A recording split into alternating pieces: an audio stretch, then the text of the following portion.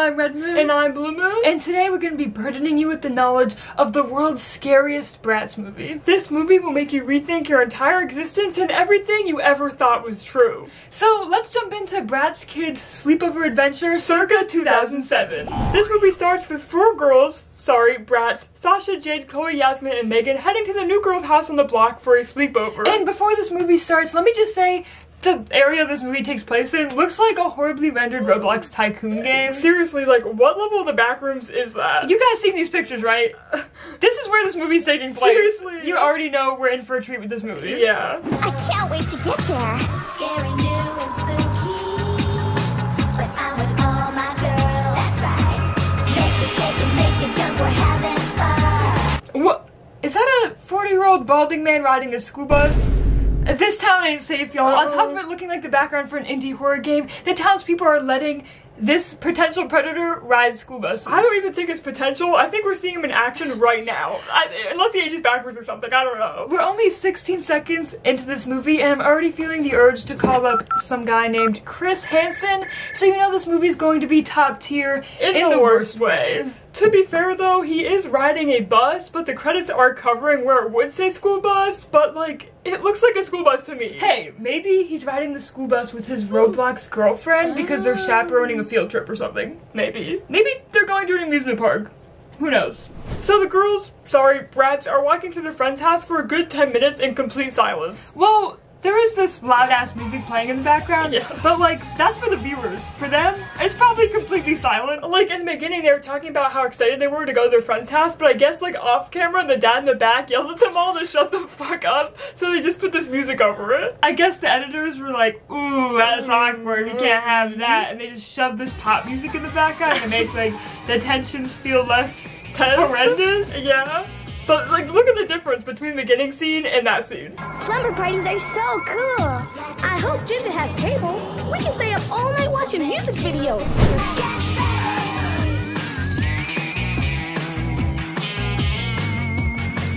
Life is such a mystery. So many chills and thrills. Make it shake and make it jump. We're having fun. Shiver, quiver, we're together all for one. Nothing to fear. After their agonizingly long walk, they finally arrive at the new girl's house. This is it. Bye, girls. Have fun. Thanks, Dad. See you tomorrow. Bye. Good night.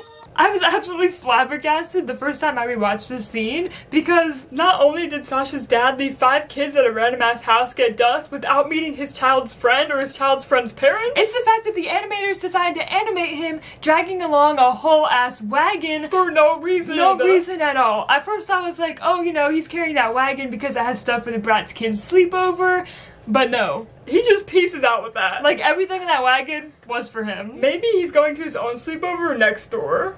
Maybe like a bring your own wagon kind of thing. Yeah. Or, oh my god. What? I'm connecting the dots here. What are you connecting? Okay, so the stuff in his wagon isn't for the Bratz kids. What if it's for a different set of kids? Oh. Because he's chaperoning a school field trip with his Roblox girlfriend like the other guy. Oh, I think you're onto something. Anyways, they arrive and Sasha explains that she met the new girl in front of an old movie theater that's been closed for years.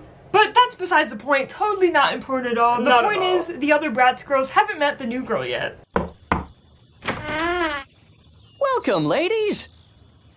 I'm so excited! My first sleepover! The Bratz girls are all welcomed in by an off-brand version of Jimmy Neutron's mom, and this nice, calming, and shall I say, pleasant music accompanies their friendly banter. Come on in, girls.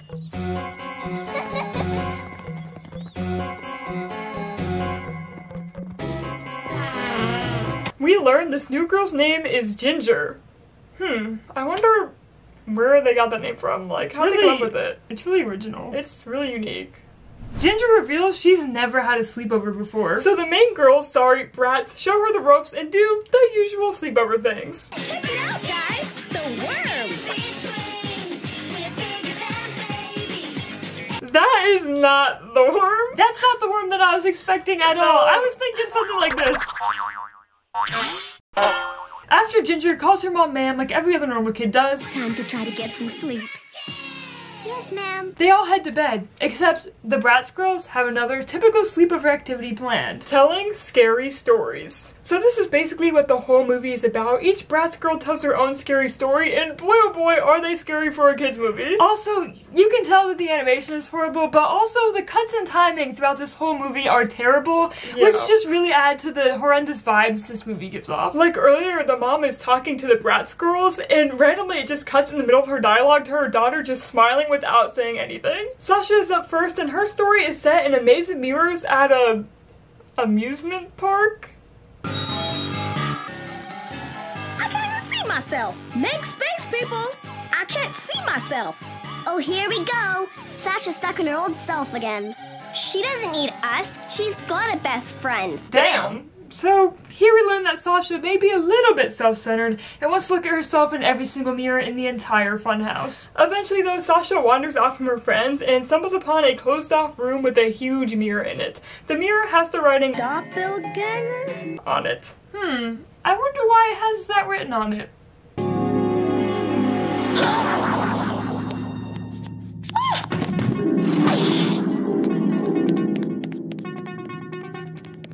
Oh, so her doppelganger's in the mirror with the word doppelganger on it.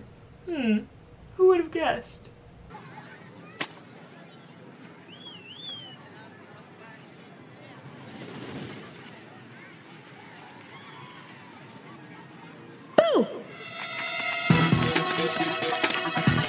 First off, that was the weirdest thing ever. Why was Boo the thing that scared her? Like, her doppelganger grabbed her by the neck, threw her to the ground, and chased her around the carnival, and Boo is the thing that made her scream. Like, I would be screaming and crying on the floor as soon as my reflection chokeslammed me to the ground, but I guess, like... Sasha's just built different. After being chased and absolutely tormented, Sasha runs back into the room the mirror was in, only to find more mirrors containing even more of her own doppelgangers. Then her doppelgangers laugh at her for like a solid 5 minutes.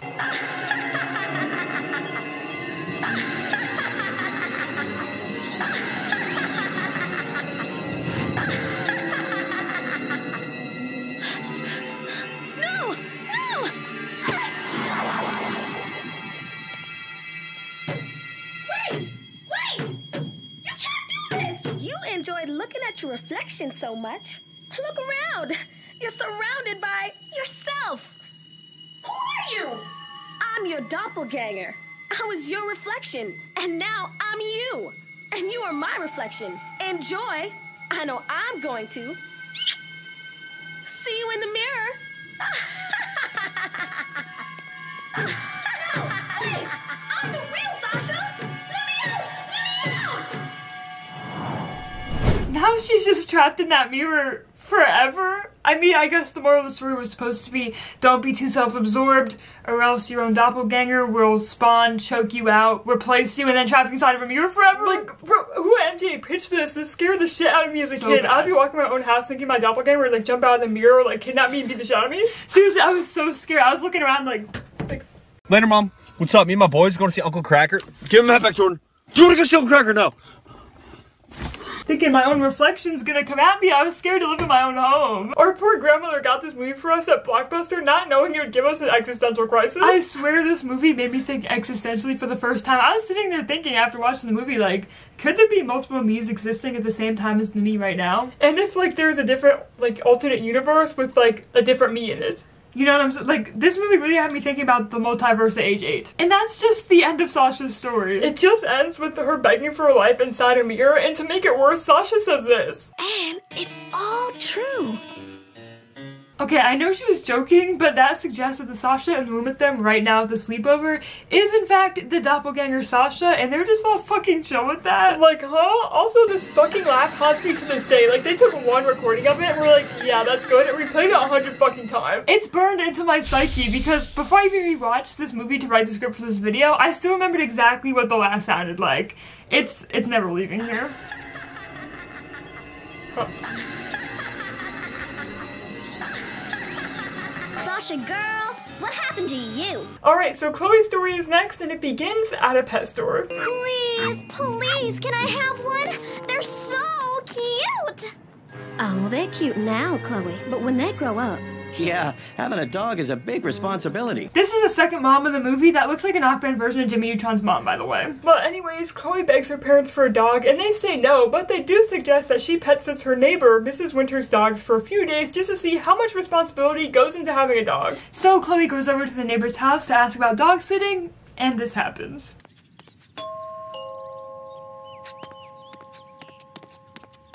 Hello? Hi, I'm answering your flyer about dog sitting. Come in!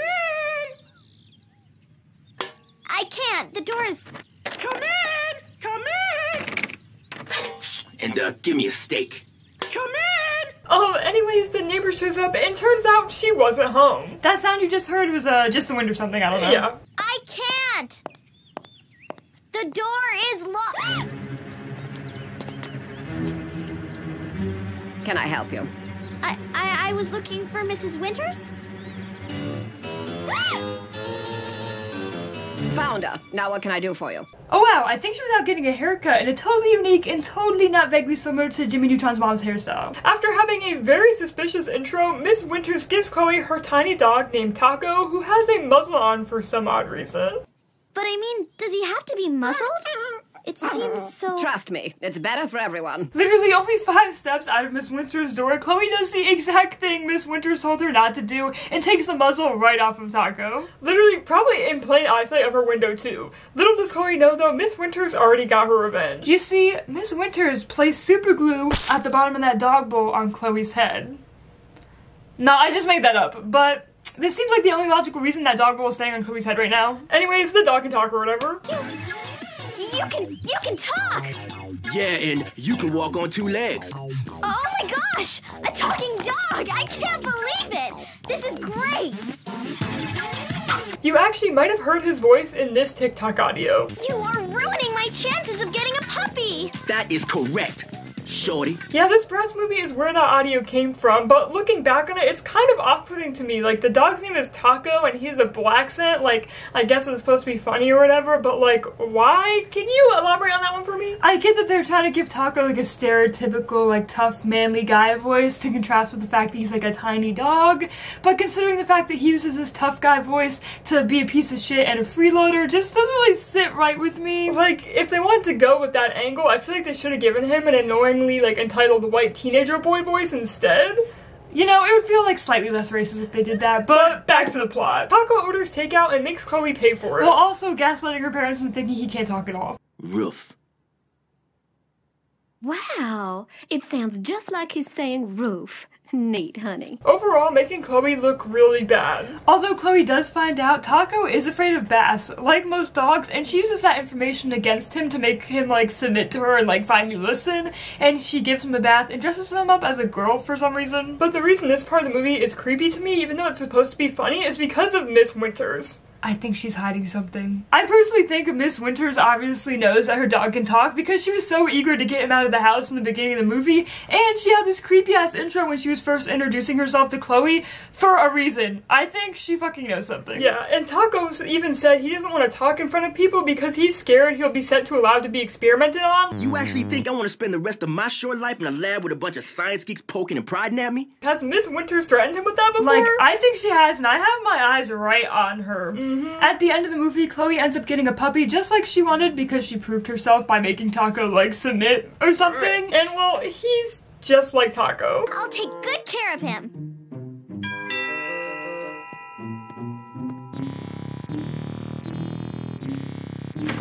Here's your steak pizza? Pizza? Who ordered pizza?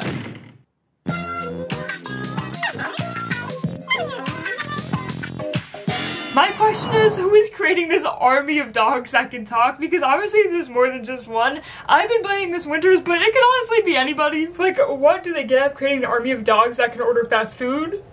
Wait. I would want one of those. Yeah, that would be really useful. Okay.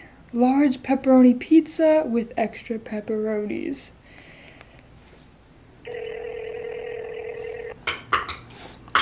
No! Okay, Gracie, all you gotta say is you want a large pepperoni pizza, okay? Go. Thank you. You know what? In retrospect, I can respect Mrs. Winter's dog army now. Once again, this movie gave little me another existential crisis only 22 minutes in. Like, it made me think about if dogs could talk and if they just choose to hide it from us humans. Kind of like how Toy Story gave kids the same existential crisis, you know, like, are my toys alive? And they just do like the Andy's coming drop dead thing when I walk in and pretend not to be alive. This movie, it did that to me. Okay, back to the actual scary shit. The Bratz continue to peer pressure Ginger into staying up late while Megan begins telling her scary story. This story is what made us make this YouTube video in the first place, so you know this shit is about to be fucking terrifying. It's burned into my memory to this day. Like the music in the beginning of this clip.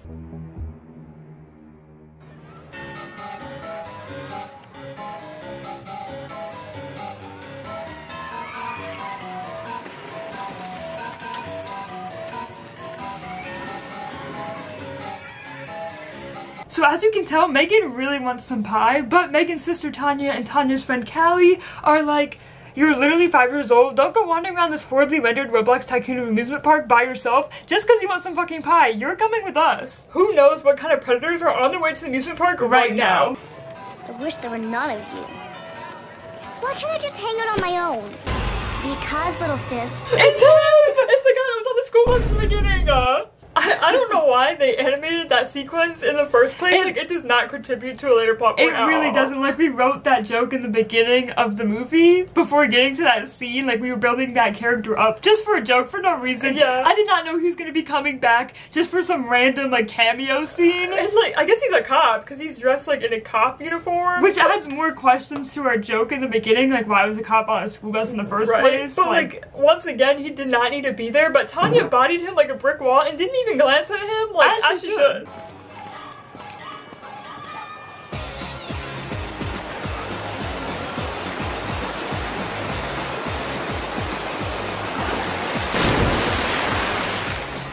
So the Bratz Sleepover lore is getting deep now. That ride you just saw, the Riptide, is also in Sasha's story. So this amusement park is the same amusement park that had Sasha's doppelganger mirror thing in it. Like, that's how you know Megan's story is about to get freaky. Now Megan wants to go on the Riptide ride, but Megan's sister says, nah, that line is too long. If we wait in that line, we won't be able to go on any other rides. As she should. So they take her on the next best thing. We're going on this ride, so you're going on this ride. No! So that did not go well at all, and she gets this ugly ass shirt her sister makes fun of her for. As she should.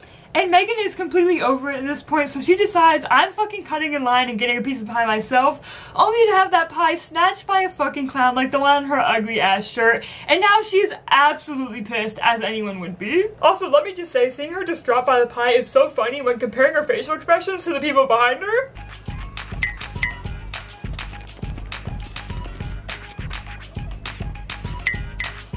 Last piece?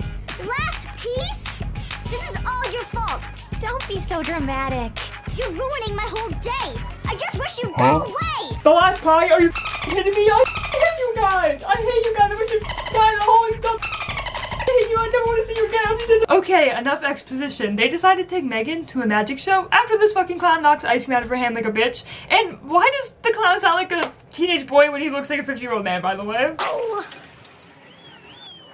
Now look what you did. Anyways, at the magic show, Megan gets picked to go into a magic box, and when she gets out, her sister, her sister's friend, and everybody else in the amusement park fucking vanishes. Whoa. Good trick. How did you do that? Tanya? Callie? Pause. Why the fuck are there just zodiac signs on the walls? I mean, I guess maybe the magician just wanted everyone to know his zodiac sign. Like, he's like, everyone has to know I'm a Leo and Virgo rising, or else the show can't go on, bro. The show can't go on if they don't know I'm in Gemini moon. No, it can't. Like, I guess astrology isn't like a proven science, but I feel like they were like, there could have been way more magical things they could have put on that wall. Yeah, you know? like unicorns, mermaids, the Park Jimin effect, magic wands, Jin.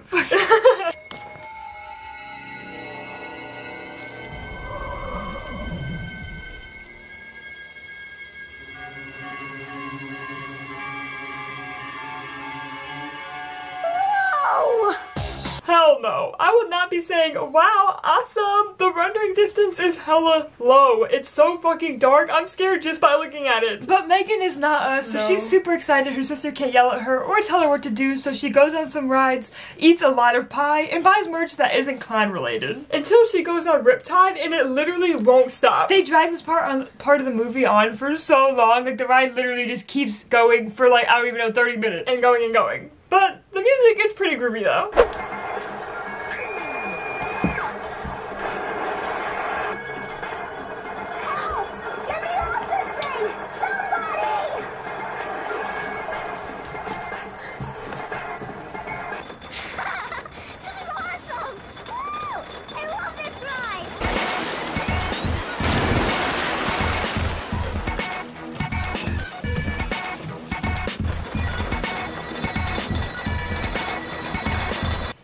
Megan finally gets off the ride by getting off of it. Yeah, I don't know why she just didn't do that in the first place, but like, she just, I don't know if the ride just stopped or she just like jumped off, but like, she just got off, like. After this 30-minute sequence, she just gets off. Like, okay, anyways.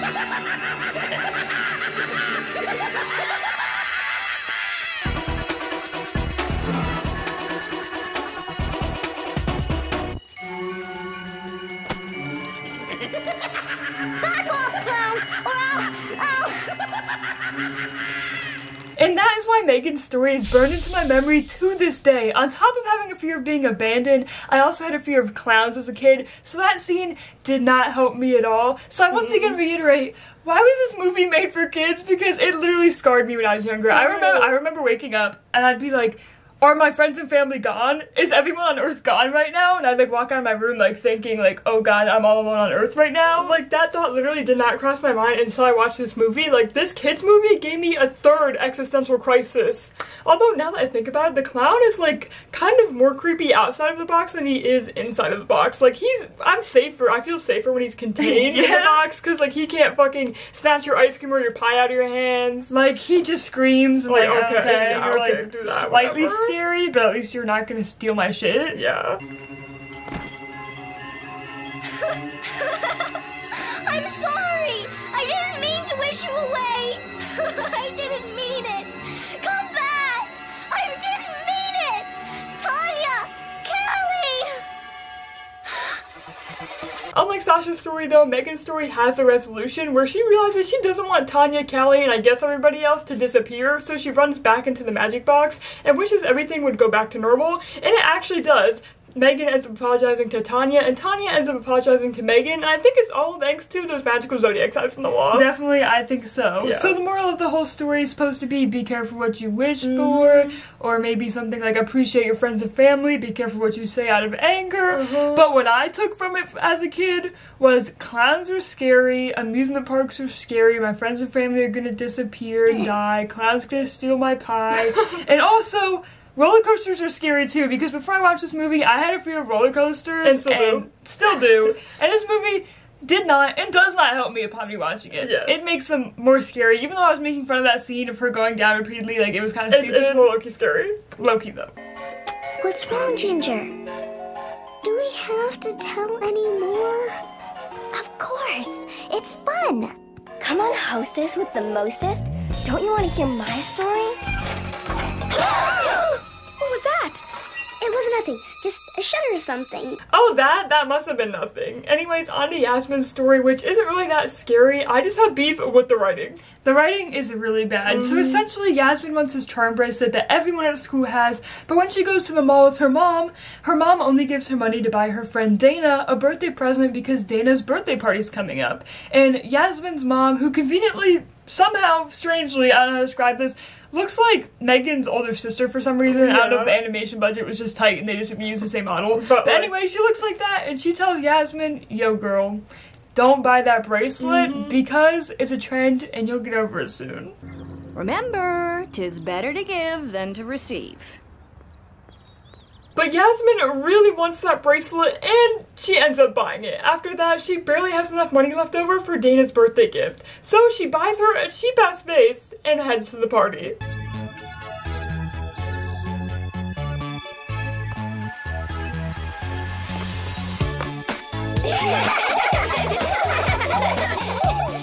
What was so funny about that? I don't understand. Like, also the laughs in this movie are so fucking weird. Anyways, Dana actually really loves the vase Yasmin got her, and that's why I have an issue with this fucking movie, which I'll elaborate on in a minute. But basically, the rest of Yasmin's story is that she gets over the bracelet like her mom predicted, and tries getting rid of it in any way that she can. She throws it in a river, throws it in a drawer somewhere, but it keeps reappearing. This song that talks about karma also plays in the background of the montage. Whatever you do, comes back to you.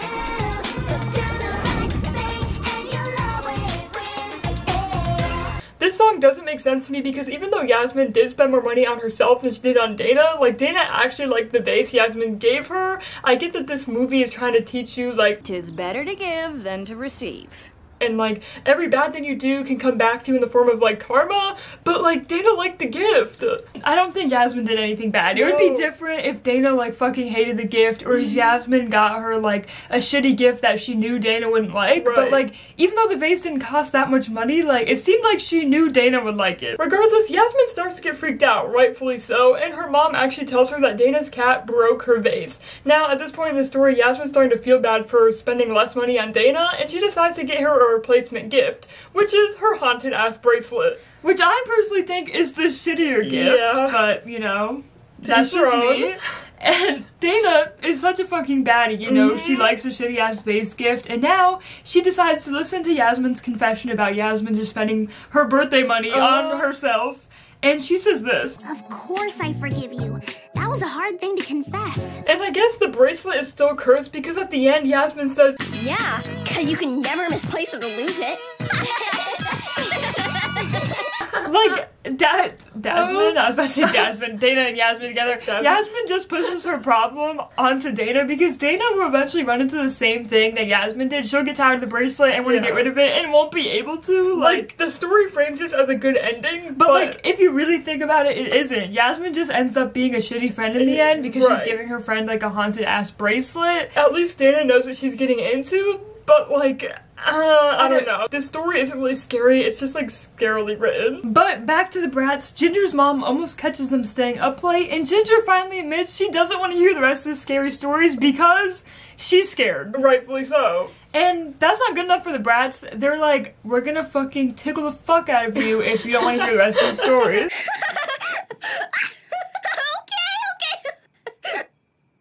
Okay, Jade, go. Go.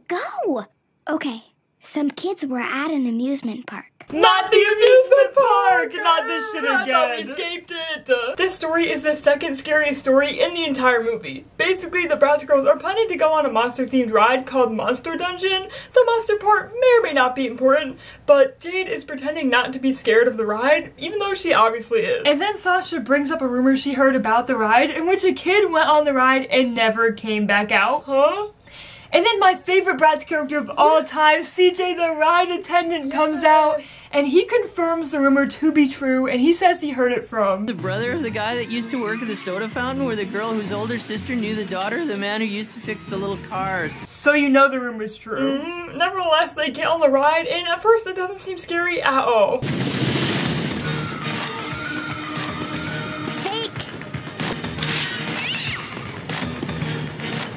Not real. The ride keeps going, seeming to have a Disneyland level budget because it looks fucking gigantic, but then... Fake?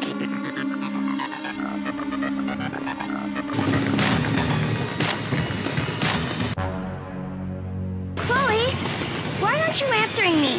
What's wrong? Do you need me to hold your hand? Yasmin? Sasha? I think something's wrong with Chloe. Ah! Chloe! Ah!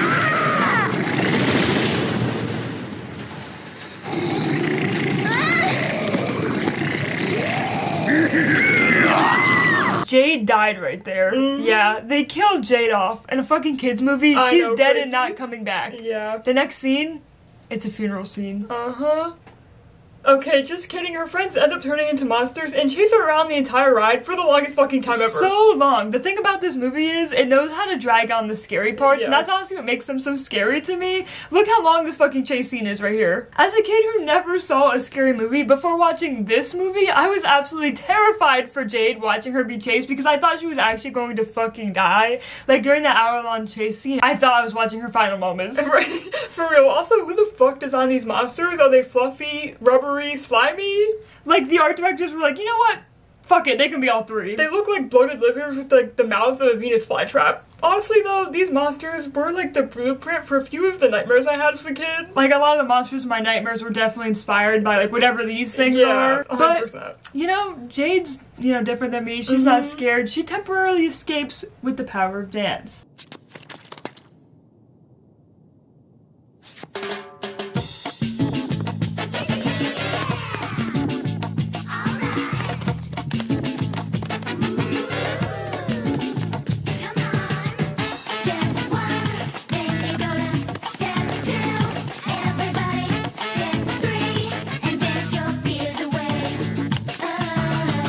Friends turn back to normal, seeming to not know what happened. They then proceed to tease Jade for being scared of a silly little ride. Come on, let's show Jade a really scary ride.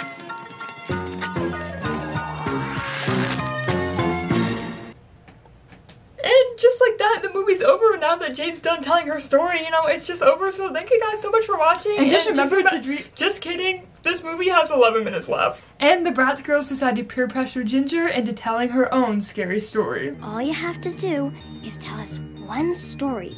You promise? That'll be it? Promise. But you gotta really scare our pants off. Well, okay, I guess. Yo, did that sound like Sasha's doppelganger's laugh? Yeah. You know what? I stand by my conspiracy from earlier because that just sounded like hard evidence right there. Anyways, Ginger begins to tell her scary story. There once was this girl. What's that noise?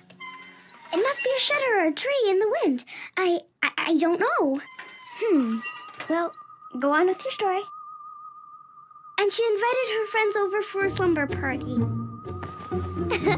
This is gonna be good. They had finger sandwiches, pigs in a blanket, cupcakes, and punch, played games like pin the tail on the donkey, charades, had a fashion show, dance contest. They had a really good time and got to know each other. But before she gets to the scary part, she gets so terrified, she runs out of the room. Now, I don't know if it's just me, but Ginger's story kind of sounded like the plot to this very Hugh Bratz movie we're watching right now. And she doesn't get to end her story. Which is kind of concerning, to say the least. But now the Bratz are worried about Ginger and realize they've been treating her like crap this entire time, so they go to follow her outside the room. Only to find the lights in the house don't work. There's spider webs everywhere, and nobody's in the house. Ginger, Mr. Wisping, Mrs. Wisping, anybody?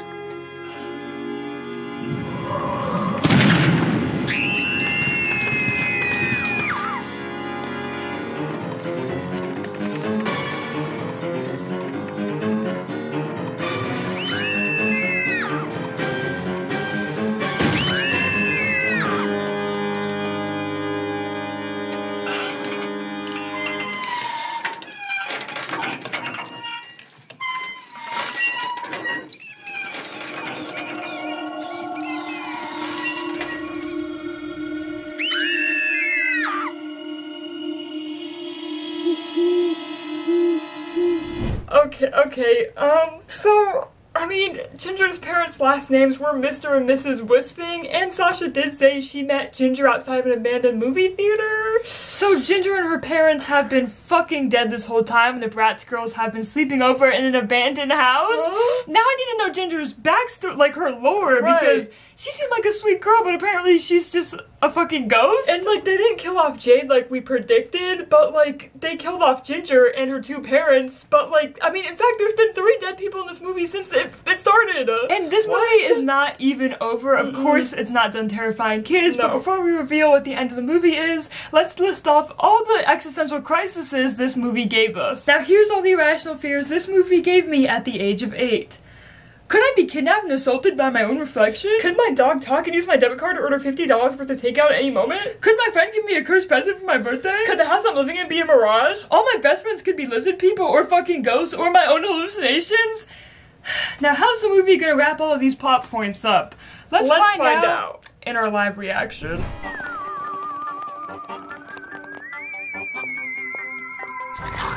There's Taco. Oh my god, so that's real? Look at her sus face, Like, I'm telling you. I'm so- telling you. Her doppelganger's just out there in the world? Wait, this disproves my theory It though. proves it! No, it disproves it, because that's Sasha and that's her doppelganger, so Sasha's not her doppelganger. So, oh my god, so her doppelganger's just out there though, that's fucking terrifying. That's way scarier than Sasha being the doppelganger in my opinion. Yeah. Oh my god, No! he's out of the box, bro! He's out of the box! No! Oh, what's he gonna do? He said, where's my hug at? Yeah, he said, where's my hug at? Where's my ice cream? Where's my pie? You guys can stay with me tonight. Oh, that's nice of her. Oh, I remember that. Welcome, ladies. I'm So this just adds more to the lore. Why are they at Megan's house? Like, why is it? How are they possessing multiple houses here? Go to my house. Alright, they're trying somebody else's house this time? Her house is really cute. I know, it's I love super that nice. house. Very modern. Ladies. Like, see this, like, how? Like they're just replaying the same scene over and over again. Like, I don't. Maybe they're ghosts just reliving how they died. Maybe they died greeting someone at the door. Oh shit! Now what? They're everywhere. My house. My parents are having a big party. Oh, her dad was going to a party! That explains the wagon! Yeah. Wow, I never thought they'd actually answer that. Right? Are you sure your parents were having a party? Maybe not. Where was he Maybe going? they went to sleep early. They're probably like, they're adults, you know, they go to sleep early. Cause they're Yeah. Yeah, the wagon party tired her dad out. He went to sleep early. Come on, people. No reason for me to be afraid of my own house.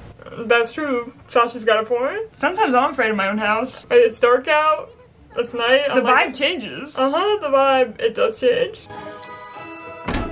Welcome. Bro. And the mom's there this time. She wasn't there in the other ones. Yeah, what the hell? But why did you scream? Jeez. What's wrong with them? Gosh. How rude was that? What did they have to be Yeah. anyway? So that clip of Chloe tucking her tail in was important because they're all fucking monsters, actually. Oh my god. Ooh. I love the music. A bug. Yum! A bug! Never want to say that ever in my life. They're fighting over a bug. Bro, that bug could just fly away. Oh, yeah. Oh. He flew right as around. So, yeah, this is how the movie ends, guys. They turn into monsters. Like, I don't know what other way they could wrap this up, but every time I see the ending, I'm just absolutely flabbergasted because it makes no sense. The first time I saw this as a kid, I was left dissatisfied. I was like, what the fuck? Like, CJ! CJ! That classic scream. That fake ass scream. Problem. I don't know. What's Y'all his look damage? beautiful. Yeah. Ready tonight. Seriously. And then it's weird because now they have sudden amnesia and they don't know that things are weird. Strange things happen on a full moon. I guess I can explain it. Yeah, I mean, the movies did start with the full moon, so they're already setting up for this plot. I guess. This ending, I guess? I don't know. So But that's the end of the movie. Hope you guys enjoyed it, and, you know, we're left totally satisfied. Totally, absolutely satisfied. Yeah. Let us guys know what you think about the ending of this movie, and thank you guys so much for watching. If you liked us, we have 2 TikToks, we have an Instagram, a Redbubble, a Depop, and a Macari if you want to check any of those out. And we make a bunch of other videos, including reactions and some videos like these. So go check them out, and just remember to dream is to expand your imagination and create your own reality. Anything's possible, and things don't have to make sense. And just remember, strange things happen on a full moon. See you in the next video.